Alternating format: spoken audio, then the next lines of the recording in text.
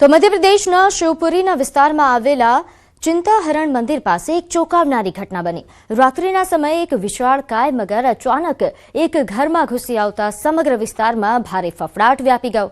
જ્યારે ઘરના સભ્યો નિંદ્રામાં હતા ત્યારે પાલતુ કૂતરાઓએ મગરને જોઈને જોરશોરથી ભસવાનું શરૂ કર્યું, જેનાથી ઘરના સભ્યો જાગી ગયા અને સામે મગરને જોઈને તેમની નીચેથી જમીન સરકી ગઈ। જો કે પરિવારે લાકડીઓની મદદથી ભારે જહેમત બાદ મગરને ઘરની પાછળ આવેલા તળાવમાં પાછો ખસેડી દીધો। પરંતુ આ ઘટનાના પગલે હજુ પણ સ્થાનિક લોકોમાં ભયનો માહોલ જોવા મળી રહ્યો છે।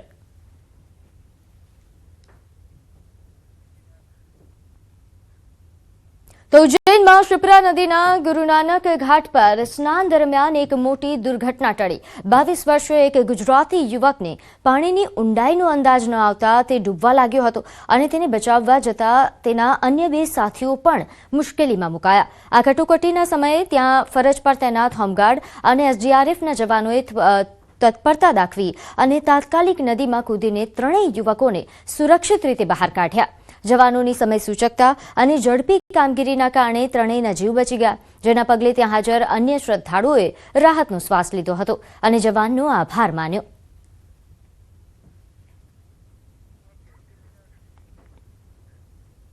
તો ઉત્તર પ્રદેશના ઝાંસીમાં લુહારી ટોલ પ્લાઝા પર નશામાં ધૂત કેટલીક યુવતીઓએ ભારે તોફાન અને તોડફોડ મચાવતા અફરાતફરી સર્જાઈ।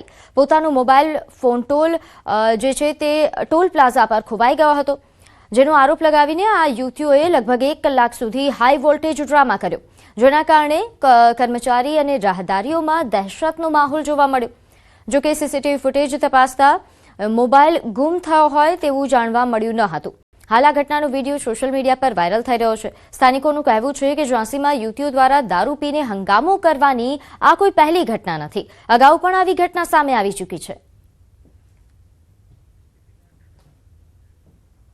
તો મધ્યપ્રદેશના કુનો નેશનલ પાર્કમાંથી બહાર નીકળેલા ચિત્તા હવે મુરૈના જિલ્લા સુધી પહોંચ્યા છે, જેને લઈ સબલગઢ વિસ્તારની અટાર પંચાયતમાં ગ્રામીણોમાં ભારે ફફડાટ જોવા મળી રહ્યો છે। ખેતરમાં પશુઓ ચરાવી રહેલા માલધારીઓએ અચાનક ચિત્તાને ભેંસો વચ્ચે દોડતો જોતા નાસભાગ મચી ગઈ, જેનો વિડીયો પણ સોશિયલ મીડિયા પર વાયરલ થઈ રહ્યો છે। આ ઘટનાની જાણ થતાં જ વન વિભાગની ટીમોએ લોકેશન ટ્રેક કરવાની કામગીરી હાથ ધરી। જો કે અધિકારીઓએ જણાવ્યું છે કે નવા વિસ્તારની શોધમાં ચિત્તાઓ ઘણીવાર લાંબુ અંતર કાપીને રહેણાંક વિસ્તારોમાં આવી ચડે છે, તેથી લોકોએ સાવચેત રહેવું જરૂરી છે। બીજી તરફ ગ્રામજનોએ ચિત્તાને વહેલી તકે રેસ્ક્યુ કરીને અહીંથી દૂર ખસેડવા માંગ કરી।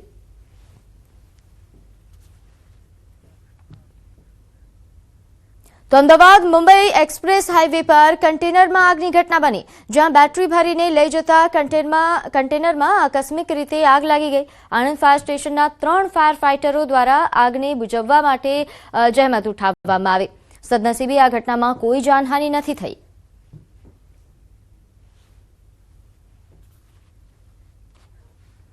તો જે રીતે દ્રશ્યોમાં જોઈ શકાય છે કે આગ ભયાનક સ્વરૂપ ધારણ કરે તે પહેલા જ ફાયર ફાઇટર્સ દ્વારા જહેમત ઉઠાવવામાં આવી, આગને કાબૂ કરી લેવામાં આવી। આણંદના 3 ફાયર ફાઇટરની ટીમની મદદ લેવાઈ હતી, જે બાદ આ આગ કાબૂમાં આવી હતી। નોંધે છે કે આ કન્ટેનરમાં બેટરી ભરી હતી। જો આગે વધુ વિકરાળ સ્વરૂપ ધારણ કર્યું હોત તો વધુ મોટી દુર્ઘટના સર્જાઈ શકે એમ હતી, પરંતુ ફાયર ફાઇટરો દ્વારા ખૂબ જ જહેમત ઉઠાવીને આગને કાબૂમાં લેવામાં આવી। તો યુદ્ધની વર્તમાન પરિસ્થિતિને ધ્યાનમાં રાખીને ગુજરાત રાજ્યના દરિયાકાંઠે સુરક્ષા વધારવા માટે મરીન ટાસ્ક ફોર્સ દ્વારા ખાસ ડ્રાઈવ હાથ ધરવામાં આવી છે। મરીન ટાસ્ક ફોર્સના માર્ગદર્શન હેઠળ મરીન કમાન્ડો ટીમે કોસા, લીંબલીવાંઢ તેમજ મોહાડી સુધીના તટીય વિસ્તારોમાં સઘન પેટ્રોલિંગ તેમજ ચેકિંગની કામગીરી કરી। આ દરમિયાન માછીમારોને શંકાસ્પદ વ્યક્તિઓ, બોટો તેમજ ડ્રગ્સ જેવી ગેરકાયદેસર પ્રવૃત્તિઓ અંગે સતર્ક રહેવા સૂચનાઓ આપવામાં આવી। સાથે જ યુદ્ધના કારણે દરિયામાં તૂટી પડેલ જહાજો, બોટો તેમજ મિસાઇલ જેવા સાધનો કિનારે આવી પહોંચવાની શક્યતા અંગે લોકોને જાગૃત કરી જરૂરી સાવચેતી રાખવા માટે જણાવાયું હતું। તો જામનગરના 2 પૂર્વ વિપક્ષી નેતાઓ વિરુદ્ધ ગુસ્સી ટોક હેઠળ ગુનો દાખલ થયો છે। અસલમ ખિલજીની ગેંગના પકડાયેલા 18 સામે 46 ગુના નોંધાયા છે, તો પૂર્વ કોર્પોરેટર અલ્તાફ ખફી ગેંગના પકડાયેલા 11 આરોપીઓ વિરુદ્ધ 52 ગુના દાખલ। ગુજસીટોકમાં ઝડપાયેલા આરોપીઓ સામે હત્યા, દુષ્કર્મ, આર્મ્સ, ધાડ, એટ્રોસિટી, નાર્કો સહિતના ગુના નોંધાયેલા છે. અસલમ ખિલજી ગ્રુપના 18માંથી 13 આરોપીઓને ઝડપી પણ પાડવામાં આવ્યા. આ ઉપરાંત અલ્તાફ ખફી ગેંગના પણ 11માંથી 8 જેલમાં છે, જ્યારે વધુ એક આરોપી ઝડપાયો છે અને 2ની શોધખોળ ચાલી રહી છે. આરોપીઓની ગેરકાયદેસર મિલકતની પણ તપાસ કરવામાં આવશે. જે અસલમ કરીમ ખિલજી ની ટોળકી અને એના 18 સાગરીતો અને બીજી એફઆઈઆર અલ્તાફ ગફાર ખફી અને એની ટોળકીના 11 માણસો વિરુદ્ધ ગુજસીટોક કલમ હેઠળ નોંધવામાં આવેલી છે. અસલમની ગેંગમાં જે 18 માણસો છે એના વિરુદ્ધ 46 ગુનાઓ છે. અલ્તાફ અને એની ટોળકી ઉપર 52 ગુનાઓ નોંધવામાં આવેલા છે. તો આણંદના ખેડા પાસે મહીસાગર નદીમાં દુર્ઘટના, નહાવા ગયેલા 4 યુવકોમાંથી 2ના મોત થયા છે, જ્યારે 2 યુવકોને સ્થાનિકોએ બચાવી લીધા. મૃતક યુવકો એ વેટનરી કોલેજના વિદ્યાર્થી હોવાની માહિતી સામે આવી છે. રવિવારની રજામાં નહાવા માટે આ યુવકો ગયા હતા.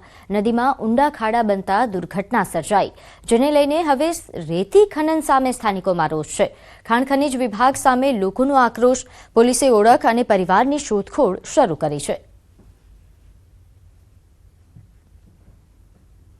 તો અમદાવાદના મેમનગરમાં ફૂડ પોઈઝનિંગની ઘટના સામે આવી. ગર્લ્સ હોસ્ટેલમાં ભોજન બાદ 60 યુવતીઓને અસર પહોંચી છે.